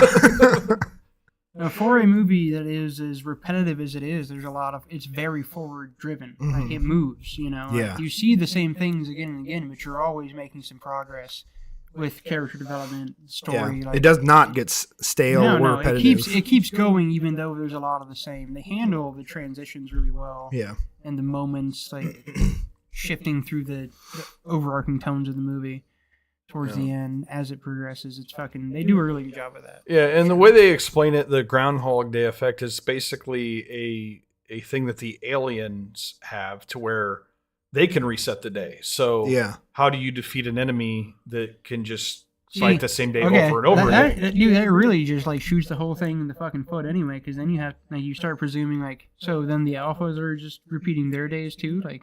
When would any of this ever stop? Well, they don't, because they steal it. Like yeah, he stole it. Yeah, they said you steal it, the ability to do it from them. No, I know, yeah. I get that. Like, he stole it, and so he's doing it. But the thing is, they were doing it. So are they not doing it now? How many of what things are? Well, they said because it's like a hive mind, they're all connected. Yeah. So it's like it as a mass only has the one ability. And so he completely gains. That's why at the end of the movie, when they go to Germany, thinking that's where the Omega is to kill it, right? Like it's actually a trap. Like they made him think that it was there, and they don't actually kill him. They actually try to wound him and bleed him out. Yeah, right. Like they are actually physically trying to bleed him out to get that power back, so that they can stop reliving. Because they're actually falling behind in this war every day that they can't reset it themselves. Yeah. Very very interesting concept. I was saying my favorite part. I love the last scene where like. Basically, they come up with a plan, mission accomplished. The day resets just as he's murdering everything. He wakes up at an earlier time, which makes sense because he lost the ability to reset time and then has to play out the day without having that reset. Dies much earlier in the day than what he had previously, so it's a complete reset. Right. He would wake up earlier. Right. If you go by the theory of how they'd done it previously. And so then it's like the same scene where he goes up to Emily Blunt, and it's the same scene you've seen a million times. She's doing like the cat's cow, like the yoga move where she's like putting her tits out at you as she's coming up. Battle training. Yeah, and like says the same like kind of like a cunty line to him that she said a million times, and you just see him like get this big smile on his face, like and as he's about to speak, and they just cut away right to the. And I love that. I love that ending. It's so perfect because it's just like, fuck, he's got so much to say, and like you don't need to hear him say it. Yeah, exactly. Yeah, he wraps it up. So I do think the final battle, like I think it's mostly the lighting and the coloring. It's so it gets kind of like boring. with the Louvre. Yeah, and stuff. Basically everything in France I thought was kind of boring. Every time it's like, okay, let's get to the end now. It's like, I think it is mostly just the coloring. Because the rest of the movie, honestly, is pretty bright. It's like a lot of daylight, which is pretty cool. But the very ending, that shot is great. I think it's only a little soured by the very generic 2014 pop song that then immediately plays. They probably just literally picked a song from a hat. It's like, what's on the radio right now? It doesn't fit with the rest of the movie at all. Yeah. But no, it's funny because I've seen the movie a few times at this point, and John Brown, like when that last scene came up, and you're like, I love the way they ended it, and it's like I could hear it in my mind. Like I saw the ending, like I knew, I'm like, we're gonna see this look on his face, and then you're gonna cut right away, and in my head. I don't even know what the song is today, but at the time when I'm watching the movie, I even knew what the song was going to be. It was going to start in the credit scenes. It's just like it's so perfect in sync that like everything just as I'm watching the movie, it all makes sense. Yeah. So in a way, as a standalone ending, as a standalone movie, it's very, very good. Now I wouldn't think this is a movie they need to make a sequel of. Yeah. However, there have been talks of a sequel for quite some time. And just over the last couple of months, there's been a huge movement on this where Tom Cruise has signed a huge deal with Warner Brothers, which previously he had a huge deal with Paramount, which is running out, which is where all of his Mission Impossible shit is. And so basically, Paramount is kind of like, we no longer think you're worth $25 million a movie or whatever. And so then probably Warner Brothers the is last gladly taking Mission that up. Impossible movie underperformed. And they said it was for both franchise and standalone movies. And it was widely believed that since the last time that Tom Cruise worked with Warner Brothers, the most successful Warner Brothers partnering he had was Edge of Tomorrow. The Edge of Tomorrow 2 would be very high on their list. And in addition to that, we have Emily Blunt, who basically it's become her passion project. She wants this movie to get made so bad. That's cool. Because I guess the director, who has never, it's a little weird. I don't know exactly the dynamics here, but the director had an idea for a sequel. He's never written anything before. But a script exists that Emily Blunt has read and loves. And I don't know if he completely wrote it by himself or whether or not he had help. But he is quoted as saying that this script is an idea that will revolutionize the way that sequels are made.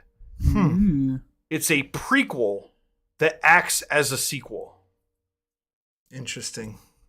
Yeah. Which means it will probably be about her. It will probably be... And then there's going to be some kind of time travel. Time loops, man. Time loops. The alien is potentially aware of its own imminent demise. And then if they kill her, then they can stop Tom Cruise from winning. Yeah. So that's intriguing. I love it when an artist who, especially a guy who's like writing isn't really his forte. He's more of a director. And it's just like, no, man, I completely like fell out the whole puzzle. And he's like, he thought there was a couple questions like at the end of the regarding like timelines and stuff. He thought that the first movie had a couple of questions that people could bring up, and he's like, he feels like those get like tied together really well with the way that he's got the story going. So it's interesting. We'll see. We're probably a couple of years from it because Tom Cruise has to fulfill his Mission Impossibleness. I hope in that story they would spend more time with just everything.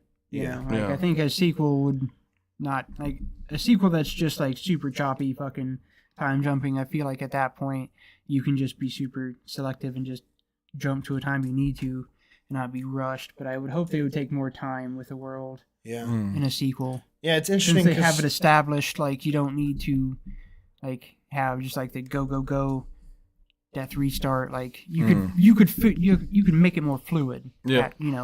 After it's been it's interesting because I don't really need a sequel. It is more of like a prequel would be cool, which is and he did say he said it is a prequel that acts as a sequel. Yeah, prequels just have to be like connected. Like, they just kind of have to they're just kind of using the world. It's because sometimes it's a bummer when it's like you end things of like a lot of.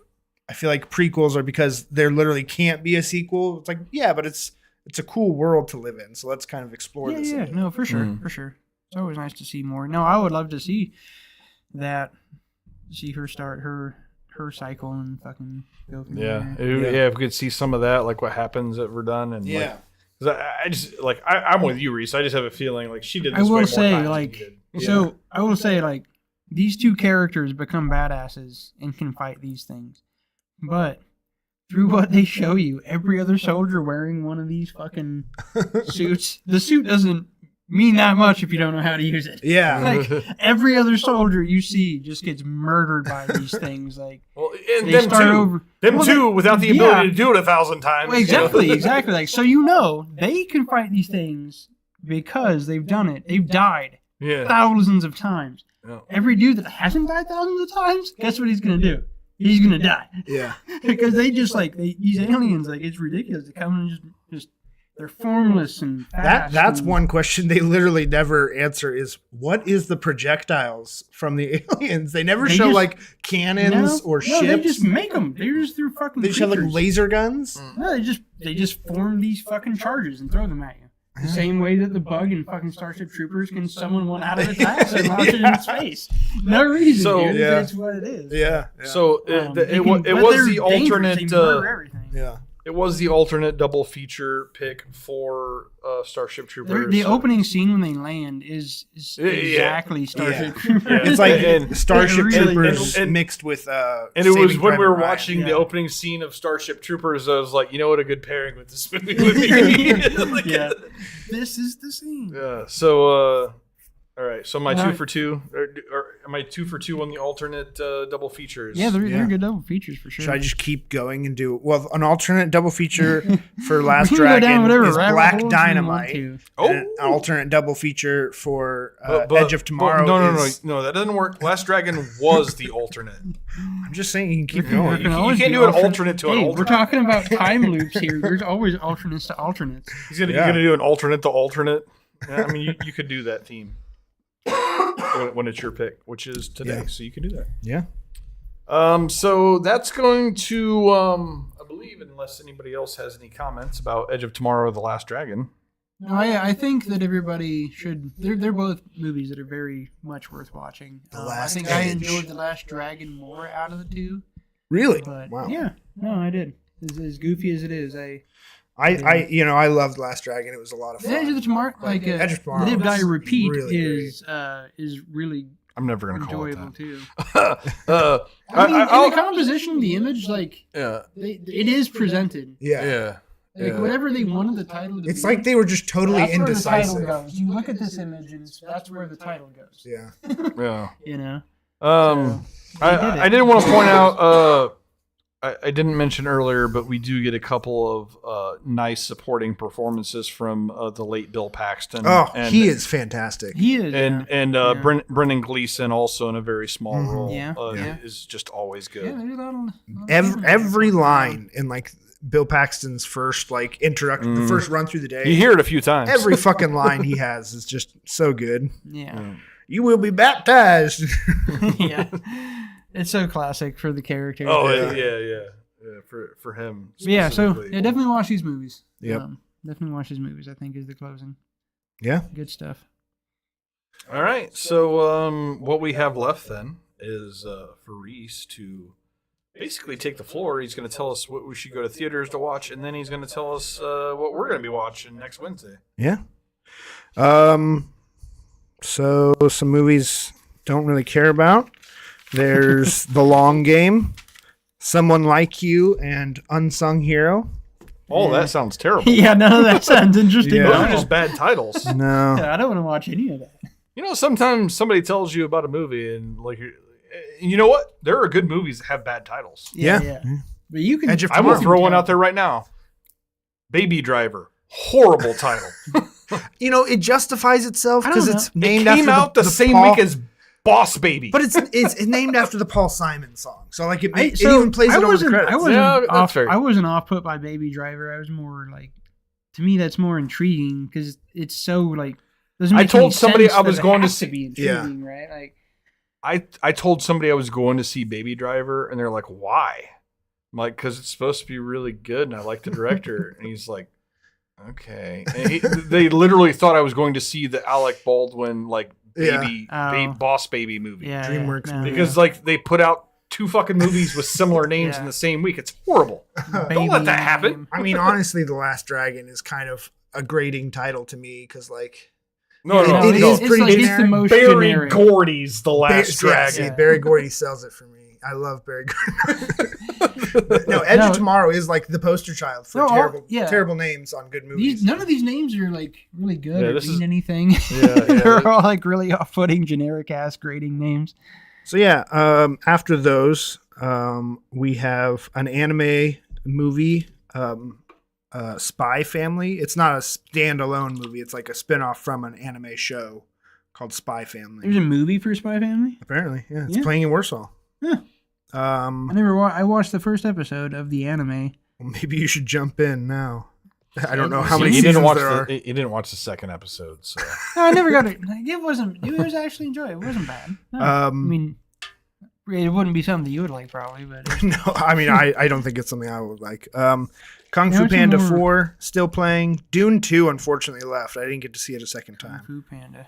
Ghostbusters. you can watch it at home now. I can watch it at home. Ghostbusters, Frozen Empire still playing. Godzilla Kong, The New Empire is still Have playing. you seen that one? You're a Godzilla guy. Yeah, I saw opening night in IMAX. Yeah, was that amazing? No. No, No? Oh, okay. Yeah, we'll skip that. it was the worst of the new Godzilla franchise. You have sold me on not They are watching. going to get worse. Like they degraded. I mean, from the literally, beginning. it is like a direct line down. It is a direct line down. I thought sure. -1 was really good. Yeah, but it's not connected to -1. No, this at all. is the other. This is the American franchise. Yeah. -1 was a film. This is the franchise. Yeah. Civil War is still playing. Still recommend it. Last you will week, get PTSD. PTSD.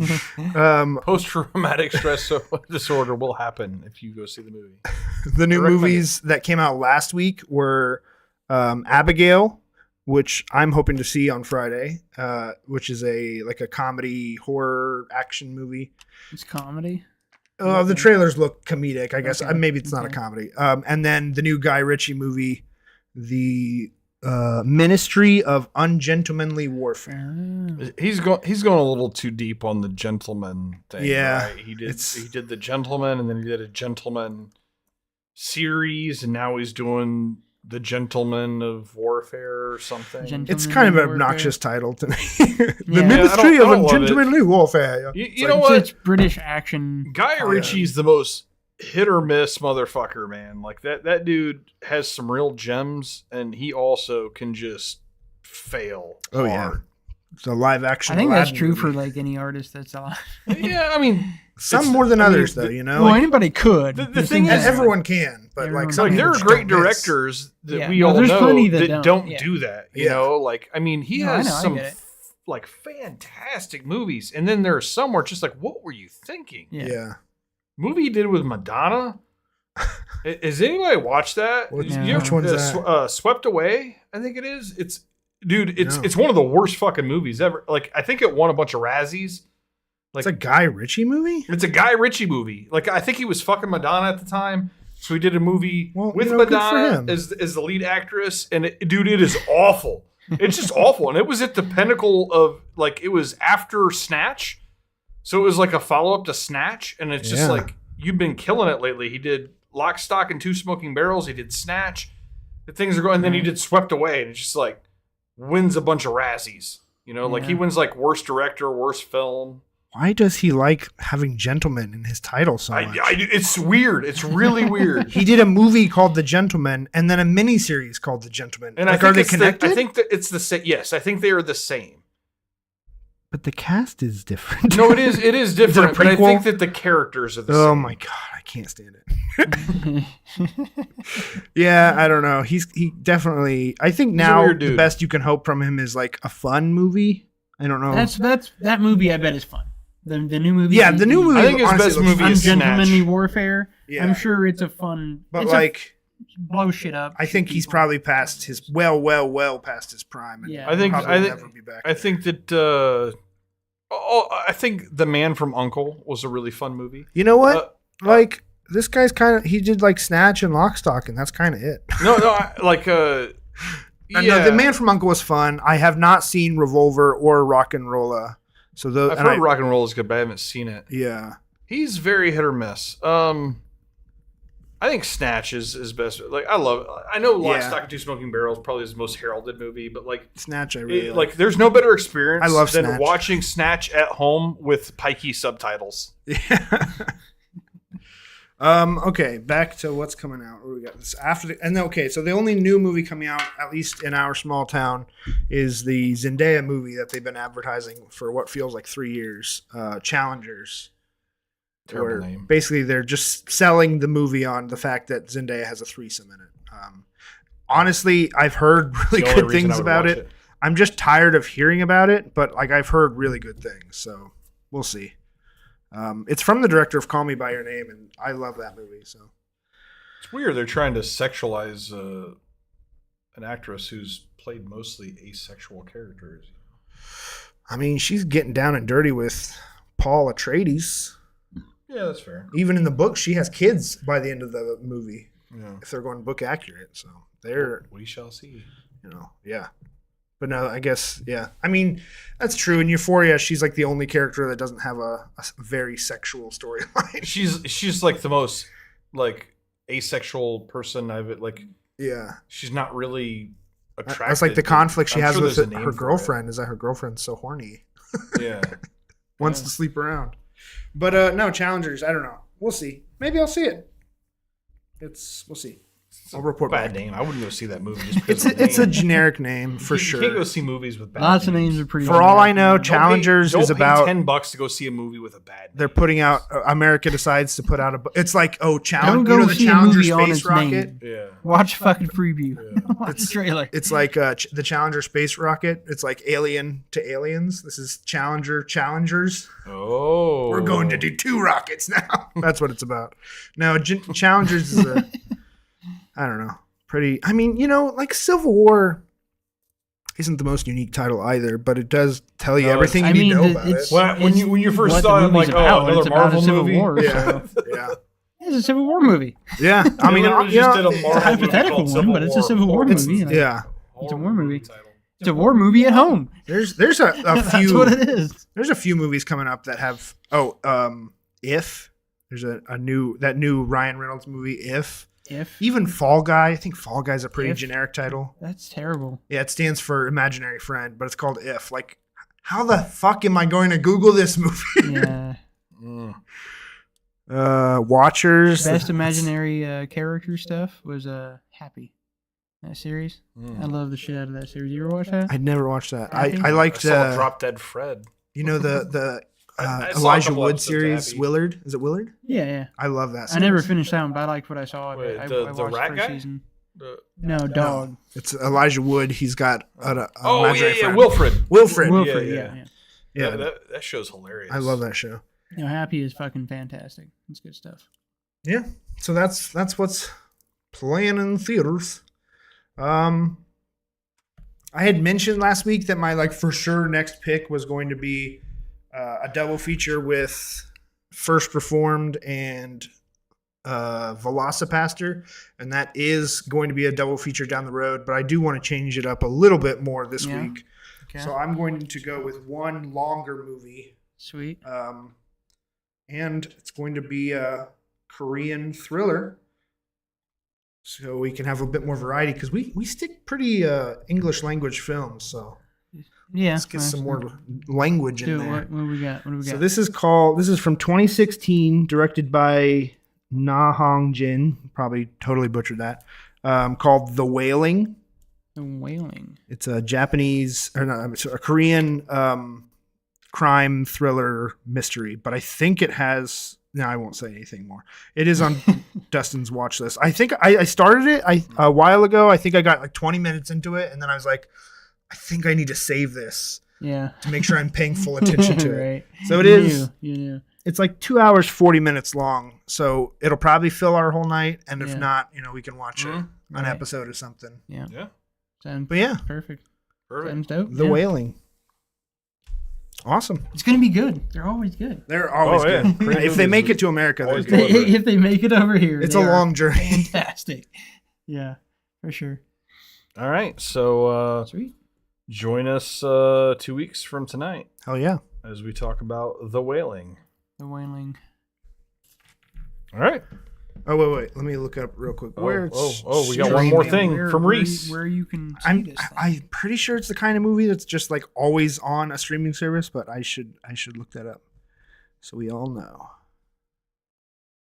The Wailing is currently on Netflix and Peacock, Okay. and it's for sale for $8 on Vudu. Certainly everyone has one of those two. Definitely. Okay. All right. Well, that's going to do it for this episode. We will see you in episode number 27 with The Wailing. Peace out. Peace out. Bye.